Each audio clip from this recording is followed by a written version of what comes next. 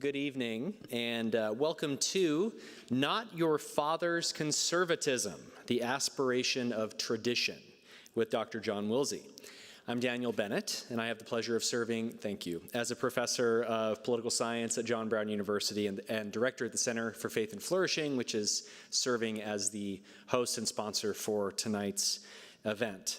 I'll skip over the summary of CFF and just transition into thanking, as always, Michelle Sumner and Hope Rittenham for their work in coordinating and planning the logistics behind this evening's event, as well as other elements of Dr. Wilsey's visit to campus. I'm also thankful for faculty and students who met with our speaker at several points throughout the day today. You know, it might sound hyperbolic, but I think it's safe to say there's currently an ideological war underway for the meaning and legacy of the conservative movement in American politics. Maybe I'm wrong, he can correct me. The ascendance of Donald Trump to the White House was not the first battle in this war, but it didn't exactly stifle it either. So what does it mean to be conservative? Is it to prefer limited government in order to safeguard individual liberty? Is it to be comfortable wielding the power of the state to combat the excesses of progressivism and defend the values so often associated with conservatism? Is it whatever the president happens to think it is on any given day? And what does the war over the future of conservatism mean for the future of the American political experiment? I'm thankful we have Dr. John Wilsey with us this evening to help us wade through these sorts of questions. Professor Wilsey is professor of church history and philosophy and chair of the Department of Church History and Historical Theology at the Southern Baptist Theological Seminary. His primary areas of teaching are in modern church history, the history of Western thought, and American history. He is the author of several books, including God's Cold Warrior, The Life and Faith of John Foster Dulles, and last year's Religious Freedom, a Conservative Primer, which I was fortunate to review for Christianity Today. His research has been reviewed in myriad outlets, including National Review, First Things, Christianity Today, and the Journal of Church and State, to name just a few. Dr. Wilsey currently holds fellowships at the Center for Religion, Culture, and Democracy, the Ethics and Religious Liberty Commission of the Southern Baptist Convention, and the Land Center for Cultural Engagement at Southwestern Baptist Theological Seminary. He is married to his wife of 27 years, Mandy, whom I learned this evening. They met at church, of all places. And they have two children, one a freshman, sophomore. Not either of those, a junior in college, and another daughter, a 16-year-old. And he is also an elder at Kenwood Baptist Church in Louisville, Kentucky. Please join me in welcoming Dr. John Wilsey.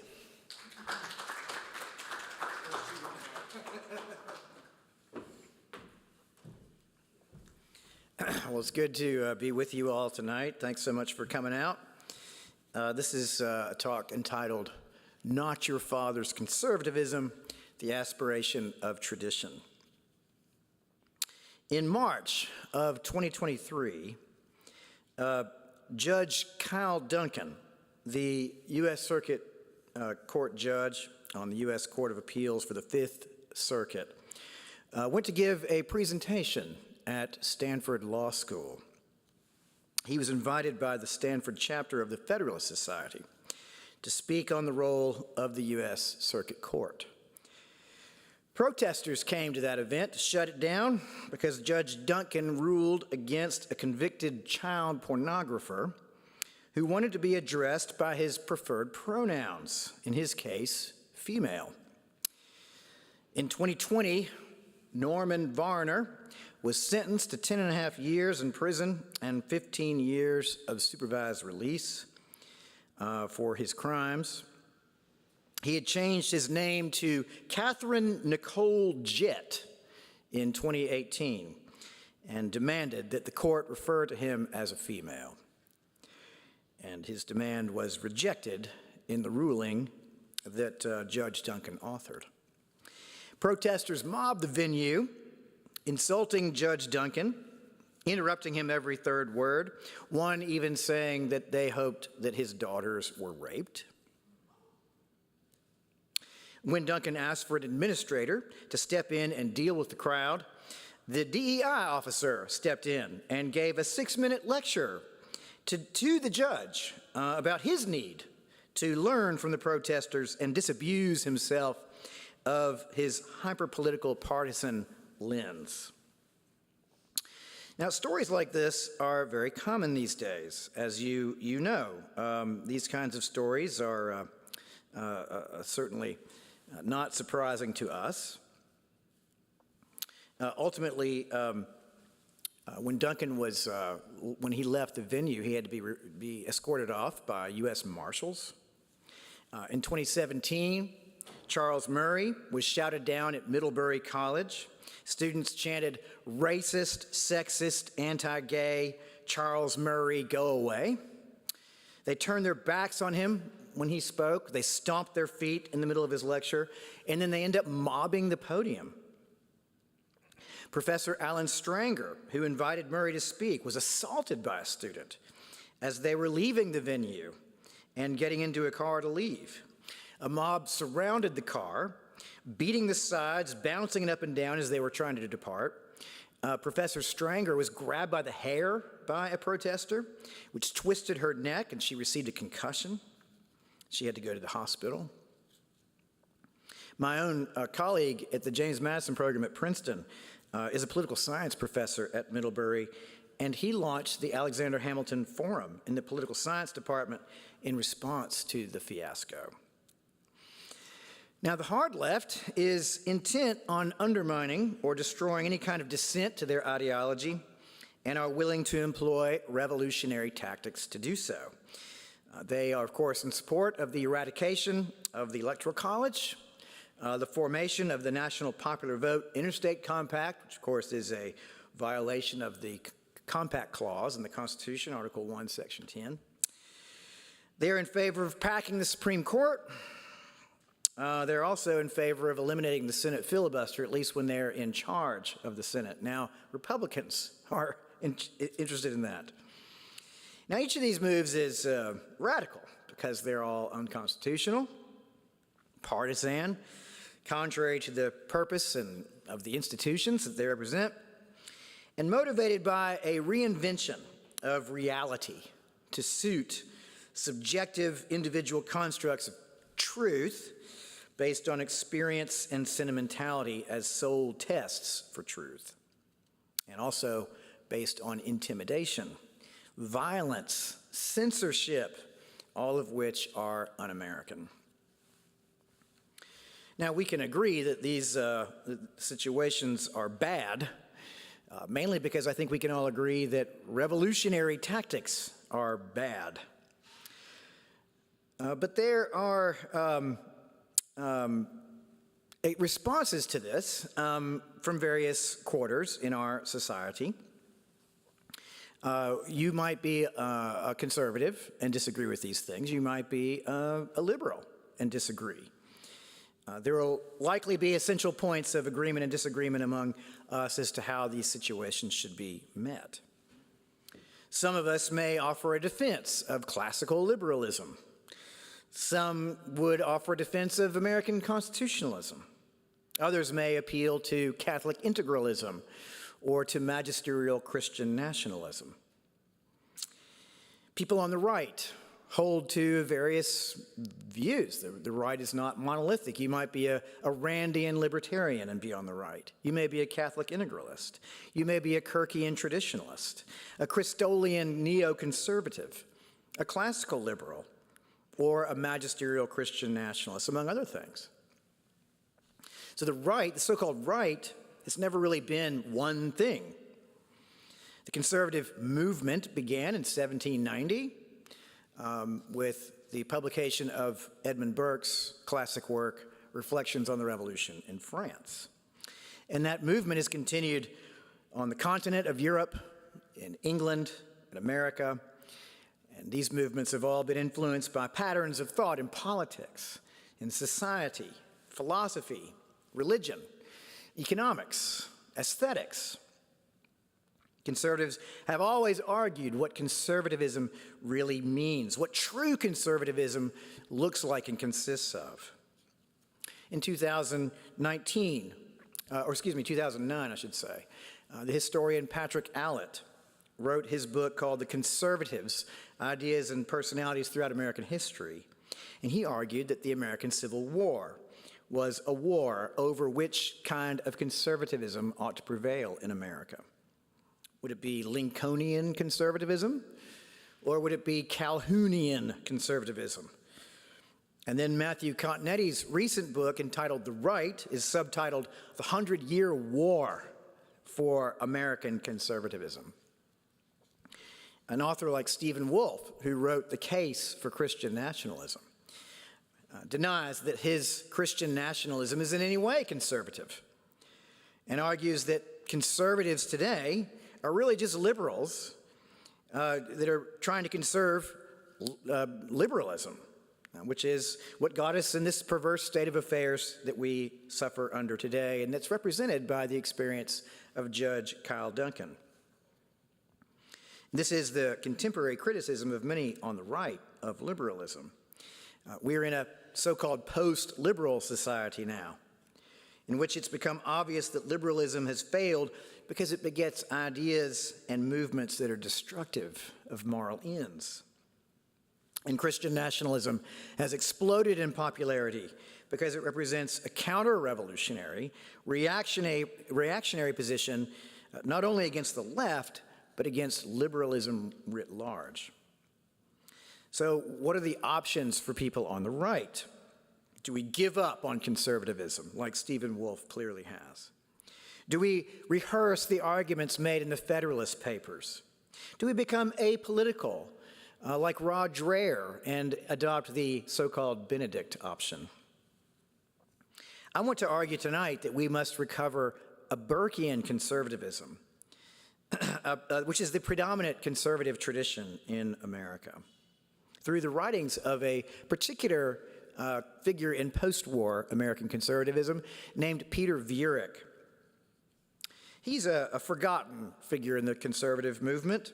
He lived during World War II, as well as the Cold War. He lived under the threat of communist expansion, the McCarthyite Red Scare, the sharpest years of the Cold War, as well as the radical liberation movements of the 60s and the expansion of the federal government under the Great Society. And in many ways, those particular issues are very similar to our own. We can learn a lot of wisdom from a dead person like Peter Viereck, his life and his writings, wisdom from his ideas that are worth emulating and discussing. Ultimately, a Burkean or a traditionalist conservative understands there's no such thing as a perfect society because human nature is fallen. Human societies are constructed and managed by fallen human beings, and every societal model will be flawed. So what's the goal then? The goal is to find the best societal model, given human proclivity to error. In American history, that model has been the constitutional order that went into effect in 1789. Governments are instituted to secure citizens' rights to life, liberty, and the pursuit of happiness for ourselves and our posterity, as the Declaration of Independence says and the preamble to the Constitution. In the face of inevitable change, citizens manage change through procedure as they're informed by the roots of tradition and just law and eternal truths that are revealed in Scripture and in nature. So first, let me address who Peter Viereck was. If you've never heard of Peter Viereck or never read any of his books, you should get to know him. He was born in 1916. He died in 2006 at the age of 89. He got his bachelor's degree from Harvard in 1937, and he finished his PhD at Harvard in 1941. And he specialized in modern European history. His dissertation was published as a book. You can still get it. It's been reprinted. It's available on Amazon.com, which is open 24 hours a day, 7 days a week. It's a book called Metapolitics, From Wagner and the German Romantics to Hitler. He traced the roots of Nazism, Not in economics, as most historians had at that time, but in Richard Wagner's term, Metapolitik, which was the ideal German nationalist society, which was informed by German Romanticism, scientific racism, Führer worship, economic socialism, and the religious concept of the German Volk. In his career, he taught European history at Harvard and at Smith College and at Mount Holyoke College, and he taught at Mount Holyoke for 50 years until 1997. He was a historian, but he also was a poet. In 1949, he won the Pulitzer Prize for poetry for his collection of poems entitled Terror and Decorum. He was the author of several books on conservatism. He wrote a book in 1949 called Conservatism Revisited. He wrote a book in 1954 called Conservatism from John Adams to Churchill. And he wrote another book on conservatism and culture called The Unadjusted Man in an Age of Overadjustment. He wrote that in 1956 as well. He also had 13 published collections of poems. He was a very strange man. He was a strange professor. He was the model, the embodiment of a weird, quirky academic. For example, he wore a scarf all year long, even in the summertime. He was always late to class. Classes were an hour and 15 minutes. He was always 20 minutes late to class. He was late to a dinner that he was invited to by a group of students because he forgot that it was daylight savings time. It had been 2 weeks since daylight savings time when he was invited. He took forever to grade assignments. He never gave exams back. He never gave any feedback. You just found out what you made in the class when you got your report card. When he was first hired at Mount Holyoke, he forgot to sign up to receive an office. So he never had one in 50 years, never had an office on campus. He would walk into walls. He would run into stop signs because he was deep in thought. His wife positioned an upright mattress in the house on the stairwell where the flight of stairs turned so that he wouldn't hurt himself whenever he ran into the wall. He would climb trees on campus. Students would walk to class, and there's Professor Viereck up in the tree. His weirdness was one thing that got him canceled from National Review, which of course was founded by William F. Buckley in 1955, who publicly deprecated his eccentricities. He invited the ire of Buckley and Frank Meyer and Russell Kirk because he believed that they were too sympathetic to McCarthy during the Red Scare. And as a result of being sidelined by Buckley, Viereck has fallen out of recognition, even though his writings were marked by sharp clarity and a great deal of wit. It was Peter Viereck that popularized the term conservative in 1949. So if you refer to yourself as a conservative, you have Peter Viereck to thank for that. None of the major histories of conservatism seriously treat his thought. Some don't even mention him. But he represented classical conservatism in the Burkean tradition, which was influenced in the modern period by Irving Babbitt. His conservatism was marked by conservatism as a posture, as a disposition, a worldview. And that disposition was informed by aesthetics, poetry, literature, art, music, as well as law and morality and virtue. He supported democracy, but heeded Tocqueville's warning that democracy tends towards majoritarian tyranny. And for that reason, he saw society as Burke saw it, as an intergenerational contract between the dead, the living, and the yet-to-be-born. He advocated for what he called indirect democracy over direct democracy, the stabilizing forces of institutions, the balancing of ambition against ambition, as Madison memorably said in Federalist 10. He also advocated for voluntary societies of citizens protecting minority rights.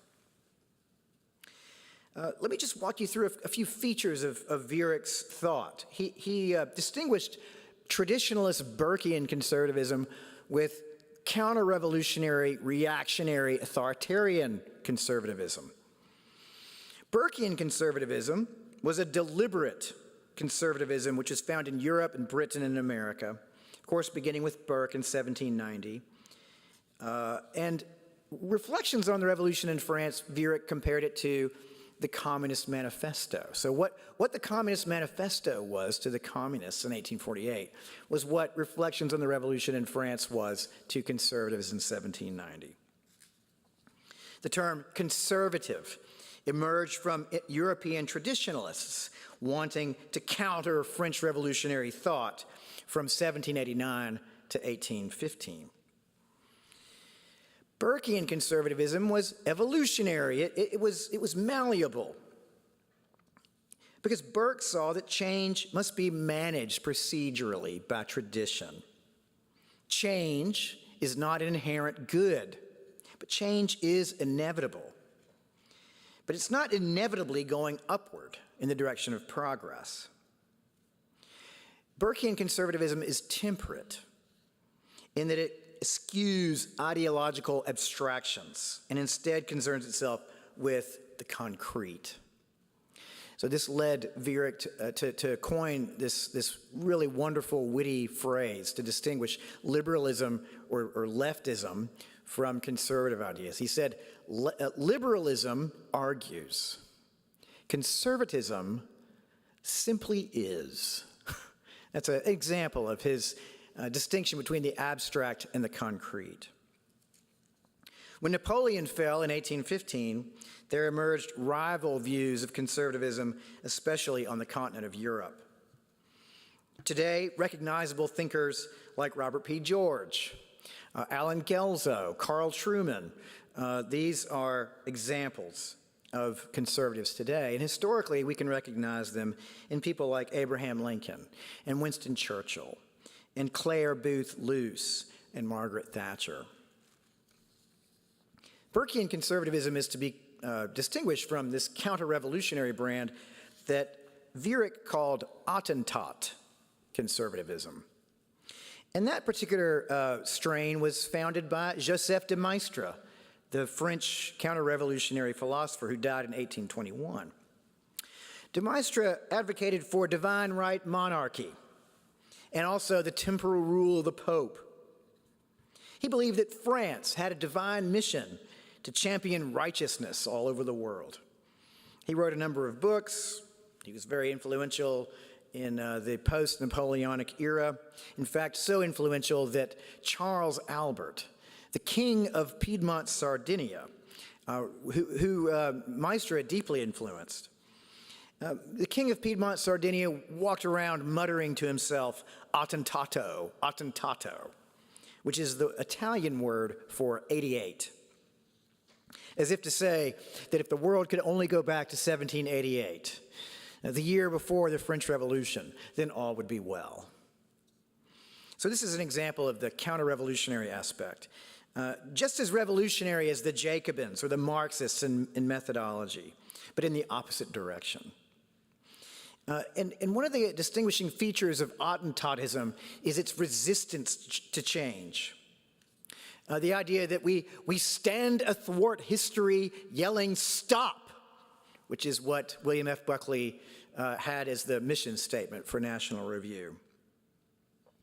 Today, recognizable people, names like Stephen Wolfe, Adrian Vermeule, Thomas Crean, Alan Phimister, Patrick Deneen, Frank Meyer, and Paul Gottfried are this kind of conservative. And historically, figures like John Randolph, John Taylor, John C. Calhoun, and Robert Taft. Now, Viereck also talked about liberalism. Liberals, or on the left, what we would say progressive leftists, are those who denigrate tradition. Jean-Jacques Rousseau and Thomas Paine are representative figures at the very beginning of modern progressivism. Rousseau, of course, he's a Swiss from Switzerland, and then Thomas Paine, who is English, famously wrote Common Sense in 1776. These believe in the natural goodness of human beings and the inherent rightness of the majority in the masses. The idea vox populi, vox dei, the voice of the people is the voice of God. In Rousseau's Social Contract, he famously opens the book by saying, "Man is born free, but everywhere he is in chains." Viereck, in commenting on that statement by Rousseau, said, "in chains, and so he ought to be," which I think is a wonderful expression. The chains that Rousseau was referring to be eradicated were the chains of tradition, social custom, manners, morality and ethics, and just law. They were to be eradicated by the general will of the masses, which is a kind of secularized version of the moral law. Rousseau is the greatest single influence on Maximilien Robespierre and the Jacobins, who of course murdered Louis XVI and about 20,000 aristocrats during the Reign of Terror, 1793 to 1794. Thomas Jefferson was moderately influenced by Rousseau and a close friend of Thomas Paine, and was very close to Thomas Paine, especially in his views of human nature.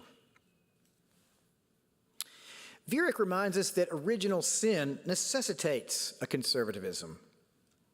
Conservatives apply the biblical idea of the fall to politics, which is a key distinction that conservatives have with liberals. Humans are prone to corruption, power, greed, anarchy, tyranny, destruction, to treat others as a means to an end, to exercise mastery and control over others. George Orwell said in his book, 1984, "If you want a picture of the future, imagine a boot stomping on a human face forever." This is Viereck's view of human nature. Viereck said, in his Natural Instincts, every modern baby is still a caveman baby. So Rousseau's chains are actually the guardrails against Rousseau's ideal man. And Rousseau's ideal man was either the conquering hero or the lawless rebel. Aristocracy, church, property, constitution, law, lawful authority. These were the traditional institutions that protect society against tyranny and against anarchy. Radical leftists would overthrow those institutions. But conservatives insist that these are conserved in order to keep human nature in check, and in doing that, to keep society free. Leftists see the source of injustice in society in systems and structures, that is, externals. And to get rid of injustice, get rid of the systemic injustices that are ingrained in the structures of society. And once you do that, you'll have justice. But conservatives see the source of injustice in human nature itself. Liberals want to change that which is external in order to transform society. But conservatives seek to reform the inner person, the nature itself, to conform human nature with moral absolutes that are handed down over the generations. Tradition is the most effective way to restrain human sin. Viereck said, "A trust in unbroken historical continuity and in some traditional framework to tame human nature. And law is the codification of tradition, which guards against tyranny and anarchy."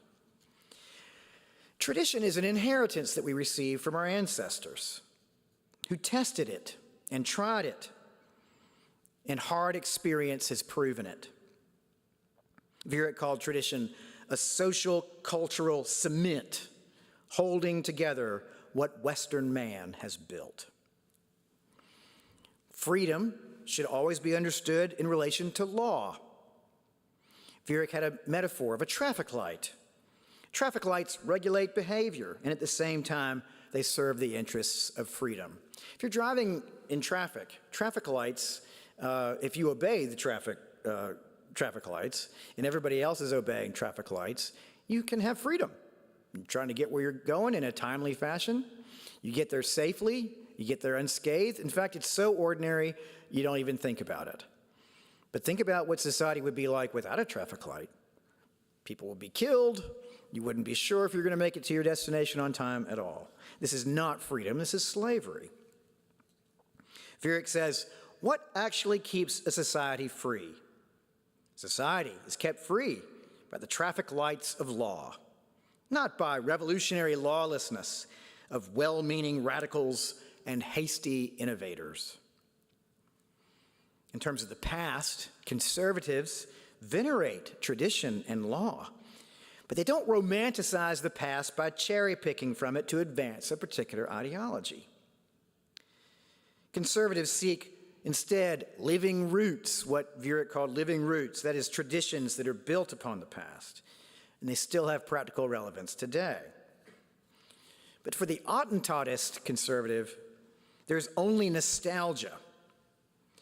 And in nostalgia, you receive all traditions uncritically. But a Burkean conservative recognizes that not all traditions are good.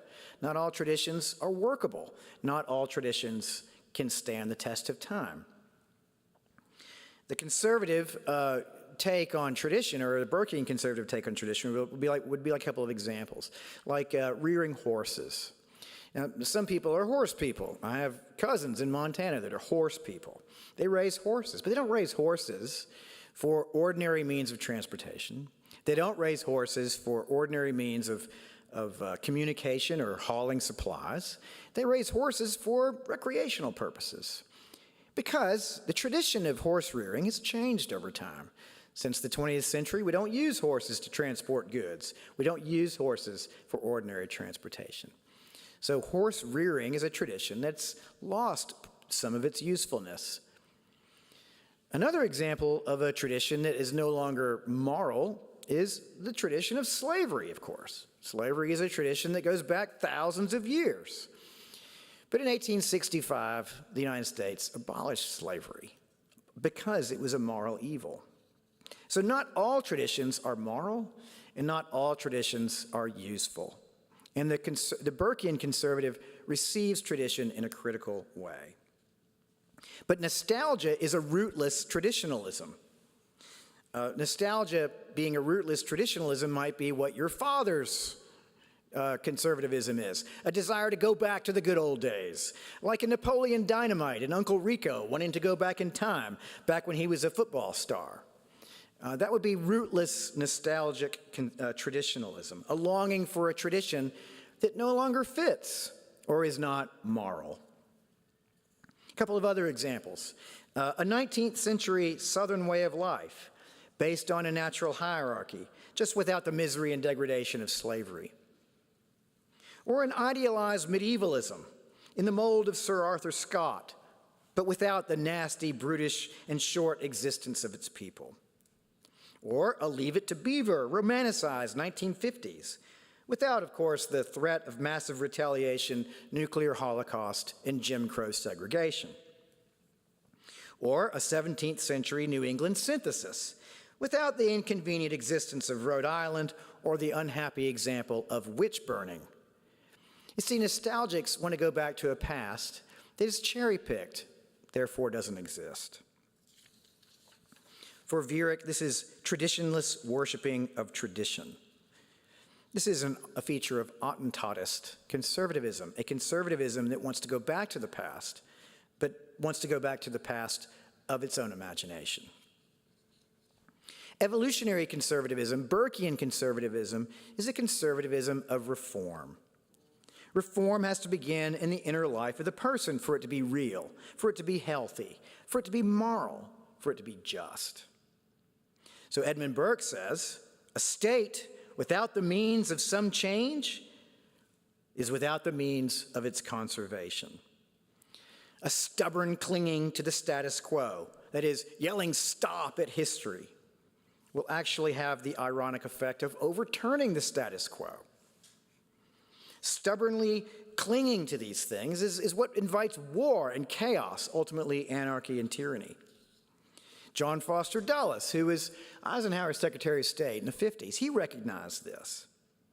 He said that in the context of this sort of static and cold as granite, Versailles Treaty, Locarno Treaty, Washington Conference, that these kinds of status quo treaties, these have the effect of bringing about war, of inviting aggression, because it keeps the nations that were defeated in World War I, it keeps them down. And they won't stay down forever. They're going to want to rise up, and they're going to want to have their day in the sun. Both revolution and reaction to revolution are threats to stability and order in society. And conservative reform pursues a middle way between extremes of stasis on the right and dynamism on the left. Now, those who represent the gravest threat to society are those who employ ideological extremism in order to remake the world into the image they desire. And for Viereck, this was held in common by both communists and Nazis. Communists on the left, Nazis on the right. Viereck had a term for both of these groups. He called them communazis in order to show that they're really the same pathology that links the two together. With the death of traditional sources of morality comes the idea that anything is possible. So the moniker changed the world. It sounds good, but it's devoid of any moral or theological realism. A conservative epistemology argues that relativism and absolutism are opposite sides of the same coin. In both relativism and absolutism, the only arbiter of truth is raw power. Viereck had a deep suspicion of uses of deductive logic and a priori reasoning in politics. Abstract blueprints can never be the basis for the organization of society. Only tradition, that is, practices, behaviors, mores, customs that are tested and tried by hard and long experience can identify what is true, right, and just. So utopias of radicals like Rousseau or Paine or Marx, they're the product of pure abstractions. But English and American revolutionary ideas about rights and liberties, they were tested by the British people, dating all the way back to the 1100s, in the beginning of trial by jury there under Henry II. So this is why Viereck says conservatism tends to embody truth, whereas liberalism only seeks to know it. So universal truths are applied in particular historical contexts and are then recognizable in real time and in real life. Viereck also thought that the experience of real persons in the past should be integrated with imagined experiences as seen in art and literature. So literature helps us to imagine what it might have been like to walk in the shoes of Oliver Twist, or of Lucy Pevensie in the Chronicles of Narnia, or Sir Percival Blakeney in The Scarlet Pimpernel, or Frodo Baggins in Lord of the Rings. Conservatism should, above all else, promote a liberal education based on the great books. The editor of the Great Books series that was put out in the 1950s, Robert Maynard Hutchins, said this: "We believe that the voices that may recall the West to sanity are those which have taken part in the great conversation. We want them to be heard, not because we want to go back to antiquity. We want the voices of the great conversation to be heard because we think they may help us to learn to live better now." I think that's a really good way to express it. One last thing I want to say about Viereck, and that is his book on the unadjusted man, what he called the unadjusted man. The unadjusted man resists the forces of conformity to popular culture. The unadjusted man venerates and obeys archetypes that he says are grown out of the soil of history that is, slowly, painfully, and organically. The unadjusted man is not an antiquarian crank or a Luddite, but the unadjusted man is a nonconformist to the spirit of the age. He's a conformist to that which is good and true and beautiful. Those things are rooted in the transcendent, the universal. The unadjusted man is a man in the medium between someone who is maladjusted and someone who is overadjusted. The maladjusted man is the antiquarian crank who's opposed to everything in principle and desires to be just left alone, like the old man that says to the neighborhood kids to get off my lawn. That would be a maladjusted man. The overadjusted man is the conformist to majority opinions, a chameleon that seeks to fit into society no matter where it leads, politically or culturally, like a David French, for example. Overadjustment is a great threat to democracy. Now, democracy tends towards tyranny of the majority, stirred up by a demagogue, like Tocqueville said. The unrestrained rule of the people will throw off all tradition and laws and institutions that are associated with the past, which, of course, they will see as inferior. But the masses are unable to distinguish between that which should be conserved and that which should be discarded. So the baby is thrown out with the bathwater. Viereck said, democracy is not an unmitigated good. Direct democracy leads to democratic despotism and oppression of the minorities. But indirect democracy is best because it fights both tyranny of the majority and a tyranny of the king. As Viereck said, it fulfills the will of the people, first by filtering it through the people's representatives, through the constitutional sieve, and through the ethical restraints of religion and tradition. So the Constitution, the Supreme Court, the Electoral College, the Senate, these political institutions, which are not subject to direct popular will, are guardians against tyranny of the majority and the tyranny of absolutism. So to conclude here, post-liberals are right to emphasize the failures of classical liberal faith in human nature, as well as the Enlightenment faith in inevitable progress, and distortions of the idea of human equality. But post-liberals are wrong to seek to overturn the American tradition of rights and liberties. We mustn't seek to answer insanity with insanity, with revolution, or authoritarianism with authoritarianism. The answer to the abuses of freedom in the exaltation of the secular self is not to throw freedom out the window. The answer is found in retrieval, the retrieval of the American constitutional tradition that's been lost through the conserving of that which is good, true, and just. Peter Viereck is a lost voice in the conservative tradition that serves us as a guide, and though dead, he still speaks. Thank you very much, and I'd love to open the floor up for questions. Thank you. Great. So you're allowed to applaud. It's fine. Please clap. Yeah, please clap. Jeb Bush needs it. I'll use my prerogative to ask the first question, and I guess it follows one of your last points, I think, somewhat well. Are there contemporary figures today, whether they're scholars, public voices, political actors, that you think do an admirable or passable job at embodying the sort of conservatism that Viereck is? Who would he be proud of today?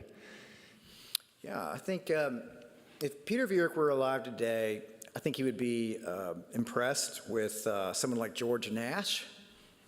George Nash is a great American thinker. In fact, George Nash does treat Peter Viereck's writings in his book on the history of post-war conservatism. George Nash is an elder statesman in the conservative movement.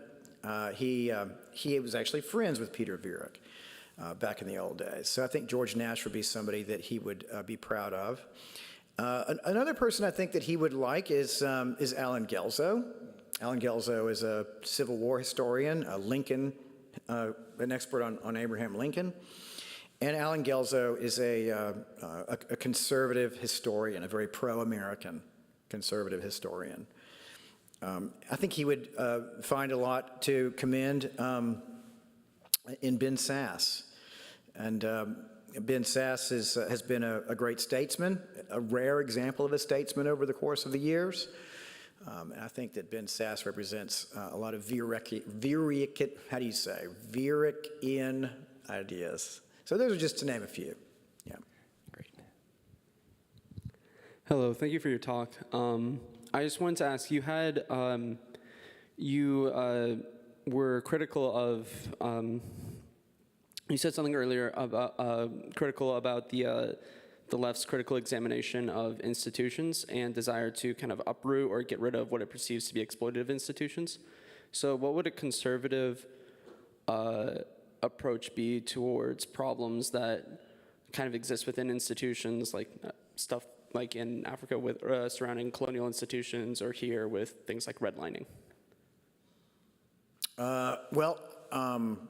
That's where I think a conservative take on reform comes in.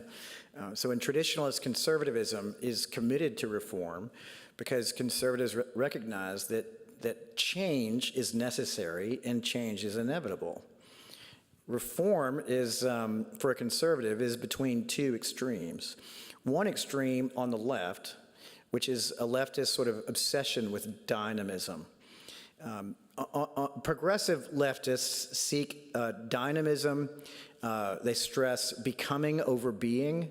They stress movement over stasis. They believe that change is an inherent good, so that would be one extreme on the left. The other extreme on the right would be don't change anything. Everything has to stay the same. So an evolutionary conservatism would seek reform that's between those two extremes. And true and lasting reform has to start with me. It's the inner person. I mean, I can talk all I want about redlining or about injustices out there, but I have to look in the mirror and ask myself, am I a racist?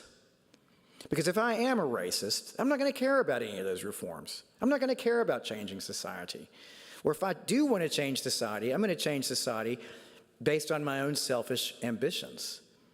So a racist is not a very good person to be in charge of reforming racist structures and systems in the society. But if you can take a racist and have that racist become a non-racist, if that person can undergo a change and see his sin for what it is and repent of that sin, that's the person that you would want to be at the forefront of real change, because then you know that that change is going to be lasting.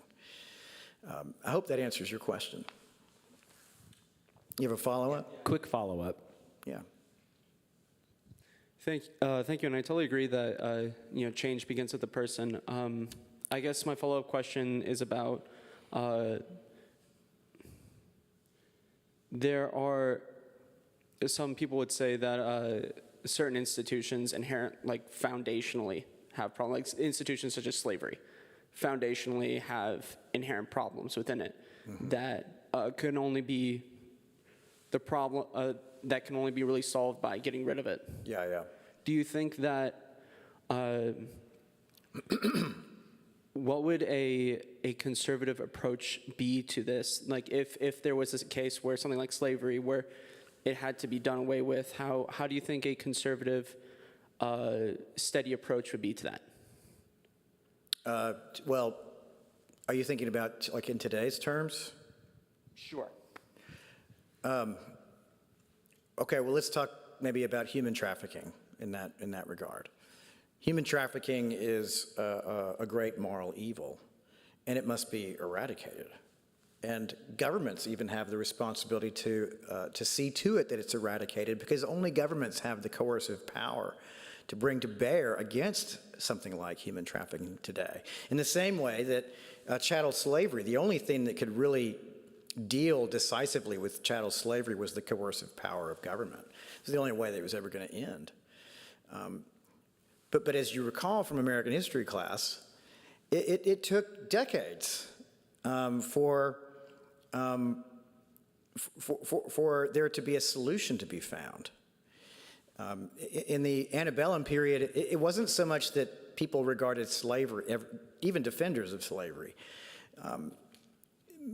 Like in the Constitutional Convention in 1787, there were 56 members of that convention, and of those 56, more than half of them were slave owners. But you wouldn't find a single person that owned slaves at the Constitutional Convention that regarded slavery as a moral good. They had no problem with seeing an end to slavery. The question was, what do you do afterwards? And that's where everybody had all these disagreements about what to do afterwards. Do we send them back to Africa? Do we colonize them in Central America? Do we give them the same political voice that white people have? Nobody could agree. That was really the source of the controversy. Now, once you get into the 1830s and 1840s, it becomes more complex because then defenders of slavery did say it was a positive moral good, and it made it even harder to eradicate. So it's an example of how reform is not just a simple thing of, well, you just get rid of this institution. You could get rid of that institution if human nature was basically good, but human nature is not basically good. So that means that you have to work within a system in order to finally see it come to an end. That was the model that Martin Luther King employed from 1954 to about 1963, to work within the American system, to work within the constitutional system in order to see the end of Jim Crow. And Frederick Douglass is another person to end segregation after the Civil War through the constitutional system, to work in the system to see that it's done away with, recognizing that revolutionary methods are only going to bring about more violence and more chaos and more unintended consequences that are going to be deleterious to society. I think that's the second time you've said deleterious today. It's so one of my appreciate favorite that. words, It's a good word. Dr. Bennett, one of my favorites. Hi. Do you say his name Varick? Viereck, yeah. Varick, was a poet as was, well. yeah. I was wondering if you see his poetry speaking to his more expressly political works in any way as like a different perspective or an interpretive lens, or if you see the works as more separate. I think the works are, I don't see them as totally separate. Viereck did give up on writing political philosophy, writing histories of conservatism after about 1956, and he focused completely on teaching history classes and writing poetry. He saw poetry as certainly necessary to his identification as a conservative, because the valuing of aesthetics was part of what made life worth living. Now, I'm not a poetry scholar. I don't know very much about poetry. In fact, I'll have to admit that I'm a little bit perplexed by poetry, unless it's like a limerick or something. It's not really true. I love the poetry of William Wordsworth and like the Daffodils. I mean, I get that, but like Viereck's poetry is a little bit more abstract than that. But I do recognize enough about in Viereck's poetry that it's extremely humanistic, and by that I don't mean secular humanistic, but I mean it is about the human person, and it's ultimately meant to contribute to the flourishing and to the growth and to the improvement of the human person. Viereck believed that the writing of poetry and the reading of poetry, the enjoyment of poetry, was a uniquely human kind of a thing. And Viereck was not a Christian. He was an atheist. So he saw these things from that particular perspective. He had a great deal of respect for Christianity, but he himself was not a Christian. while the students are thinking of another question or two, I'll throw something at you from maybe from left field. So I apologize if this is out from nowhere. Or do you think there are certain forms of media entertainment that you would identify as explicitly conservative in the way that you've described it today? And it maybe if you know, without, or maybe you do want to name a couple of films or books or novels that would indicate these sorts of values. But if not, what are some traits or messages from those films or pieces of work? Do you know what I'm saying? I know exactly what you're saying. Let's go. Someone read Religious Freedom and Conservative Primer, which I highly recommend. It's on Amazon.com, open 24 hours a day, 7 days a week. I have a number of films that I recommend to people, and the list of films are called the Wilsey Reeducation Program.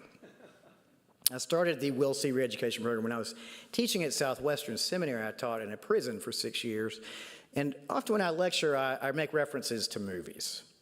And I just noticed that my students in the prison had never seen any movies. As I would say, have y'all ever seen, like I did this today in your politics class, have y'all seen Dead Poets Society? And a bunch of people raised their hand. So I would do that in these classes I would teach, and nobody had seen anything. I said to the guys, I'd say, y'all have been in prison all your life, you know? I mean, y'all could have watched some of these movies at some point. So to answer your question, on the re-education program, I have, I don't know, there's like 70 titles on this thing. If you want to know what these movies are, see me, I'll share my list with you. But a movie like The Wind and the Lion. Do you know this movie, The Wind and the Lion? It's got Sean Connery. You a fan of Sean Connery? Okay. Do you know who Sean Connery was? Okay. It's got Sean Connery. It's got Brian Keith. Brian Keith plays Theodore Roosevelt. He's a great Theodore Roosevelt in this movie. It's about the 1904 Morocco crisis. I mean, it's everybody's favorite topic. Kids they flock to this movie. That's a joke, of course, but the movie is conservative because it's very pro-American. It's a very patriotic movie, right? So I love it for that reason. How about The Four Feathers? Have you seen that? The Four Feathers? Nothing. See, y'all are just as bad as the prisoners. Maybe not just as bad, but you're related in the same way. The Four Feathers, it's a great plot. It's about a British officer. He's a lieutenant, and it's the setting is the wars in Egypt and the Sudan in the 1880s. These are the wars of the dervish that were in an uprising against the British rule there, and so the British army goes down there to fight the dervish.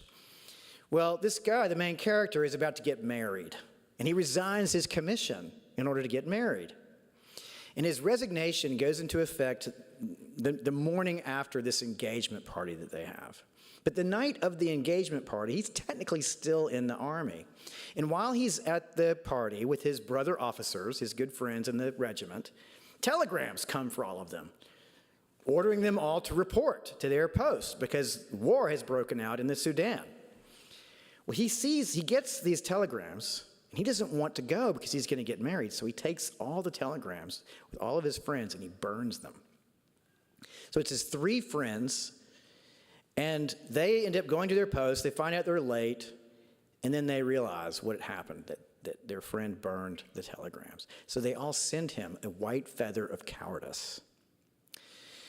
And when his fiancée discovers this, she's horrified, and she gives him a white feather of cowardice. So there's 4 feathers, and she breaks up with him. She breaks off the engagement.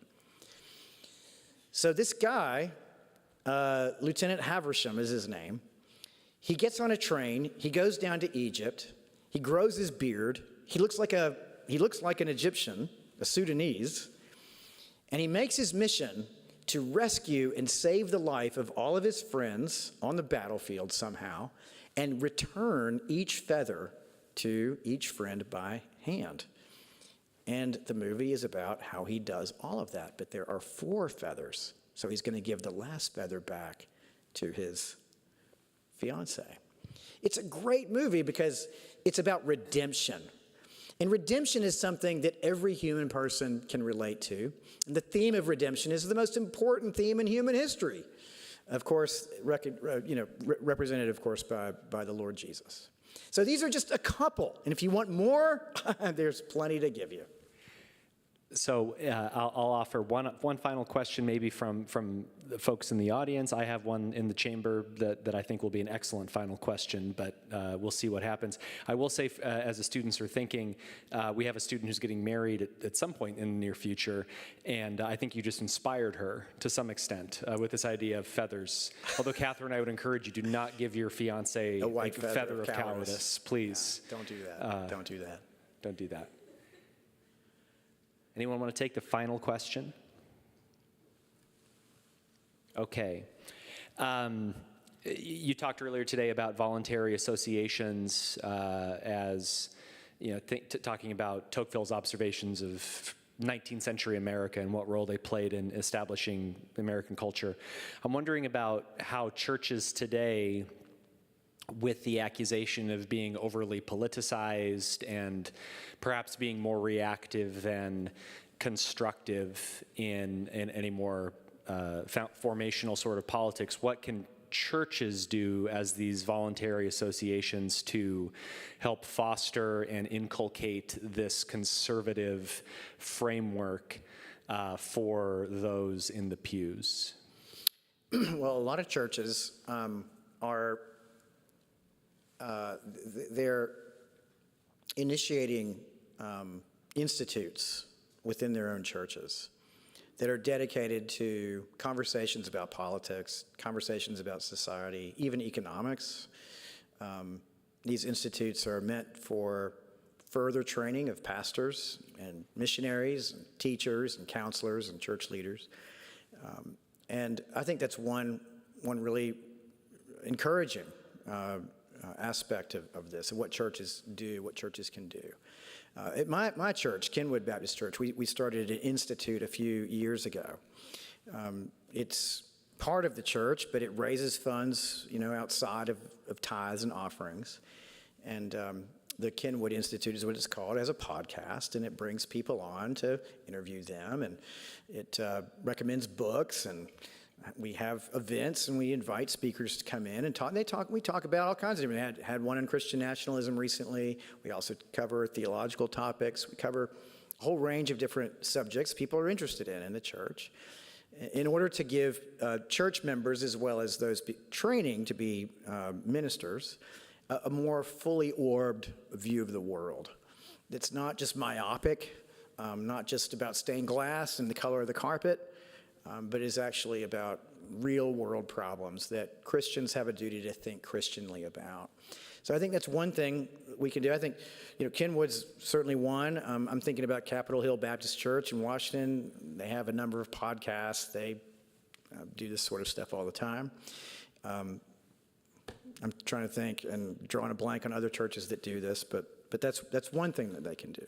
Another thing that they can do is that pastors can, without getting too political, without endorsing a particular candidate, shouldn't be shy about engaging with moral content from their pulpits, to talk about pornography and to talk about abortion and to talk about these things that are really necessary to engage with. But not even just those are the obvious ones, but other things too, like use of social media, being on TikTok all the time. I mean, that has, the time you spend on TikTok, if you spend 8 hours a day on TikTok or 8 hours a day playing video games, that has moral content. That's a moral choice that you're making.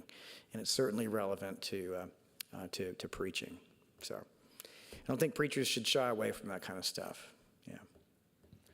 Well, for those in attendance, thank you for conserving some of the time on a Tuesday evening for being here. And thanks once again to our guest, Dr. John Wilsey. Thank you all for having me. Appreciate it.